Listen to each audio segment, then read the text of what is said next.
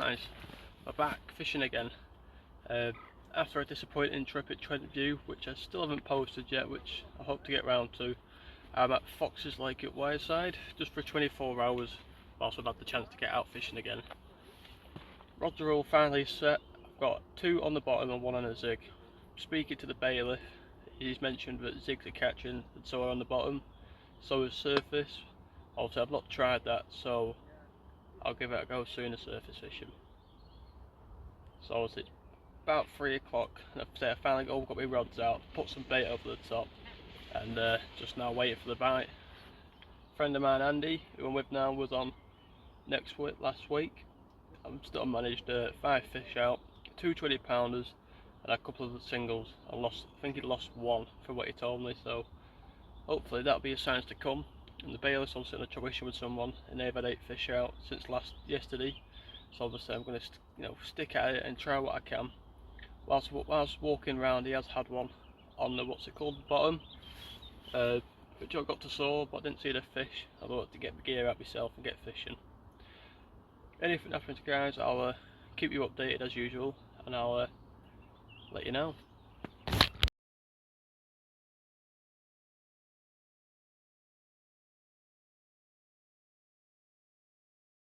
Right guys, I've managed to fish. It was a 20-pound and 5-ounce nice mirror. It came at about 9:30 at night, which now it's about 10 o'clock. I've just finally managed to get the rod back out after getting some pictures. Fell to a nice big bed of bait over corn and boilie, which I use everywhere I go. It's one of my go-to baits. I can't fault it, it does me bites, but it's a fish. It's now May and it's my first fish of the year. Granted, I've not done many fishing trips this year, which is due to my own fault not being able to get out, but I thought we'd sneak in a quick 24 at Wyreside and I thought hopefully I can manage a fish, and I have, so I'm happy with that. It's getting liners still. My left hand rod is getting a few liners where my middle rod went, both fishing on the same spot. My right hand rod's still on the zig. I'm going to leave it overnight because I do feel confident on that rod, since I've been getting the odd line and the odd fish swirling over that area. So I'm hoping in the morning when I start moving about properly I might nick one then. Guys, it was a quiet night last night after having the 20. It was just a couple of liners through the night keeping me up till about 1 o'clock when I finally fell asleep. It's bloody warm now though. It's about 15 degrees now and I'm already sweating. It's only 7:30, 8 o'clock. The constant liners did keep me up a little bit, but I managed to get enough sleep and I feel alright today. But that sun, it's warm and I forgot the sun cream as usual, so it's in the bivvy for me today. I'd rather be sat outside enjoying it, but I'll burn, so it's not a good idea. Hey guys, I thought I'd do a little bit of a review for you. I've just purchased the other month the new Fox Frontier Camo Light with the included Vapor Peak and ground sheet. I just want to let you know a bit more about it. It's the same style as the normal Frontier Light with the but to addition it's the camo version, which personally I prefer. I do like my camo stuff quite a lot, and it's not out there like some companies where it's quite a dark colour, which to me stands out more, it's more carpy. It's 10,000 mmH, which I believe is much thicker than my old bivvy, which I think was 5,000, but it is 10,000 lighter than the Fox Frontier itself. That's why the price is a little bit different. Obviously where it's cheaper. I think I purchased this at around the £300 mark. I think RRP was £350, which isn't bad at all for the brolly style bivvies. Nowadays you're looking around the 500 to 600 marks when you're looking at the Nash, the higher up Foxes and the Tracker. I think it's a reasonable bit of kit. I thought I'd take about a bit of a walk around it to show you what it's like.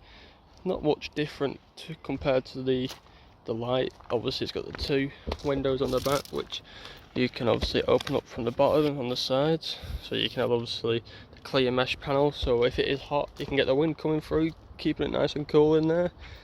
You do get obviously the Vapor Peak like I mentioned earlier to go on top, which does help, especially in height of summer, to keep the heat out if you're on longer sessions. But obviously with me only being on a 24, I thought I'd only just use it without and have the front off. Like I said, there's a lot more space in here than what you'd think when you see the word light. Obviously everyone thinks, oh, it's going to be a lot smaller than what you actually think, but it's the exact same size as the normal Frontier, but it's just obviously a light material to make it lighter on the load. I've purchased a new sleep system too, the Fox R series sleep system. I purchased it due to needing a new bed bigger for Champs of France, so obviously I thought this would be the perfect bed. It's just under a metre wide, which is ideal for the larger lads or people like myself who need wiggle space because they do like to move a lot and sleep. It does have the nice, on the inside, the microfiber cloth feel, so it does always feel good. There's my headlamp, I was looking for that this last night.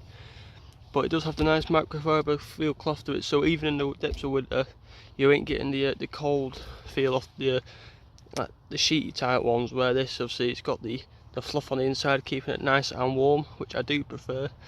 I believe you can pick one of these up for around the 250 mark now. I originally paid about 300 for it, but yeah, cracking bit of kit. I do recommend anyone who don't want to spend a stupid amount on a bed, but it's definitely worth it. Just the only thing, it is very heavy. I think we all need a homemade mascot. A big thank you to me Nan for making it me, and he's definitely brought me some luck this session, managing my first £20 of the year, and it's been my first fish of the year too, so thank you very much. Right guys, I'm usually not one to gloat about using liquids. I've never really liked using them, but I have now found one that I will use now. I was recommended it by the Corner rep. He told me to try it out with it being a new product, and he said it's one of the best smart liquids he's ever used. With my understanding of carp fishing, I've never been a fan of using liquids because I always thought you're spending 13, 14 quid on a bottle for it just to disappear in 5 minutes, and you're never going to get the full benefit out of it like you do with, say, Himalayan salts or other hard baits that produce a fizz, etc. But the new mainline smart liquid, the sweet corn flavour, it's only been out a couple of weeks, maybe a couple of months, sorry, and I've used it for the first time today, and it has been a game changer. It's a lot thicker than what most liquids are. It's more like a gonky type, which I think it sits there on the bottom much longer than your ordinary Corda goose, like your cayenne goose, sorry. But I will start using this more often. It is expensive, it is 12 or 13 quid a bottle. You may find it cheaper somewhere else, but that's where my local tackle shop sells it. But I would highly recommend it to anybody who wants to try liquids but doesn't want to, go spending fortunes. I mean, I do use a lot of sweet corn, so it made sense to go for the sweet corn flavour to have that bit more attraction. Obviously I do use a lot of sweet corn pop-ups, which are the clones. I used these, I managed to get all of these when they first come out last August, I believe. I used them with France to manage 30 fish on them, and also managed a 20 on them. They could go in there. Right guys, I've always heard people fishing this lake and never doing so well on it, but it's probably one of the easiest waters on the Wyreside complex. Even if you're new to carp fishing but you want to try for proper carp, you have a chance of catching the 20s, I'd highly recommend it. I know I've only managed one fish, but I've been speaking to the bailiff, Callum, or also known as the Viking, and he has mentioned it. It's really easy when you figure out how to get them going. Just keep it simple. I mean, all I would use was a simple hair rig with a popple pond, which was the clones, which I've shown you before. Just fishing that over a small bed of bait, talking 2 or 3 kilo, and every couple of hours I've also been topping it up, so there's always been bait there. I know it's obviously not going to be as easy as what you'd think it's going to be easy as, because carp fishing never is. Every day is different. But like my friend Andy, who's also in a bit of a blanking patch, he came here on Monday, just been, and he did manage to catch 5 fish, even with a new PB of £24, which, don't get me wrong, it's not a massive fish, but still, at £20, and I think he had 2 or maybe 3 more 20s out, which for a northern lake, this northern set of lakes so far up north, you can't grumble at that. Granted, Sunny 1 and Sunny 2 hold the bigger fish, obviously for the day tickets, but obviously you've got Wire and Bantam, which are also on the syndicate side. But if you're coming down, you know, or coming down and coming up to fish Wyreside, and you want a good chance of catching, I'd definitely give foxes a shout.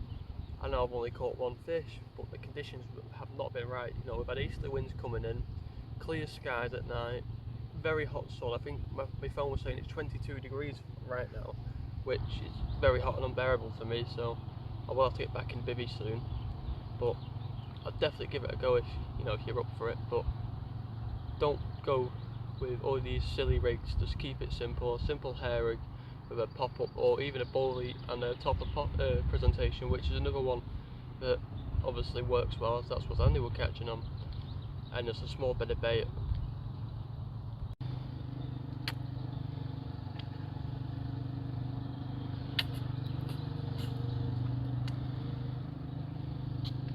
Guys, something else I thought I'd show you before obviously the end of the video is something that I don't do very often personally, is mesh bags. I've always been solid bags through and through. It's always been a personal favourite way of fishing, and then spawning obviously my favourite mix, which you've already seen. But I purchased a new OMC chopstick, which I thought it'd be a bit of a gimmick. It wouldn't last long, and the blades, you know, I expected a cheap quality product, but I am very wrong. When you open the top up, you get a nice push down top, obviously for help packing the bait down. If you're crushing bowlies, pellets, meat, or whatever you are crushing, you get a full system of tubing web, which is very good quality. I reckon it's nearly as good as the Corda PVA, which I did use for a long time until I went to solid bags. But good thing about what I do like is that the chop section does come out, so you know you are able to still use it with pellets, put whole bowlers in if you're really wanting to. It comes with a high quality plunger, if that's what you want to call it, for, you know, packing that bait down to make sure it's now nice and tight. And it holds more than enough PVA to last you 5-6 sessions. I mean, how long now?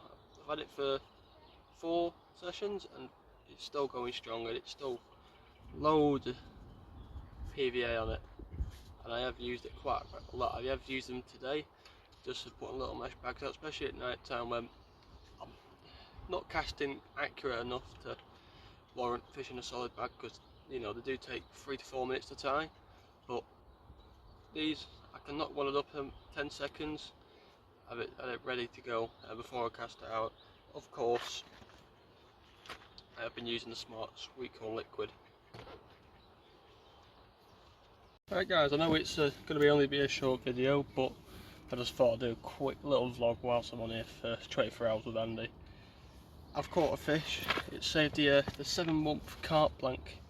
I know it's a long time, but I think I've only been out 3 times since then, so that's my excuse. But the waters we've been fishing have been a little more tricky than what we're used to, but no doubt I've got my mojo back, so wherever we go now we shouldn't manage a fish. But first fish of the year, being a 20-pounder as well, it's not too bad, especially where I usually fish. You know, the average stamp's 10 to 15.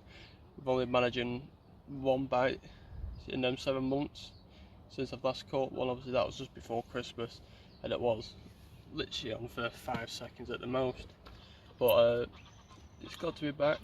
If you did enjoy the video, please subscribe and hit the like button, it'd be much appreciated. If I do manage a bite before I go, I'll show the camera, but if not, thank you for watching.